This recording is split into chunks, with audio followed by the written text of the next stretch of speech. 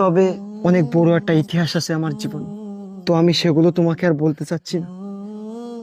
আর আমি হাজারো মেয়ের জীবন নষ্ট করেছি ঠিক, কিন্তু তুমি বিশ্বাস করো, তার ভিতর থেকে আমি তোমাকেই মন দিয়ে ভালোবেসেছি, তোমাকেই একমাত্র আমার মনে জায়গা দিয়েছি। আর আমার জীবনের যে কষ্টগুলো, যে ইতিহাসগুলো, এগুলো না হয় তোমার না জানাই থাক, তবে রাজিয়া, পারলে তুমি আমাকে মাফ করে দিও। এই আপনাদের কথা বলা শেষ হয়েছে?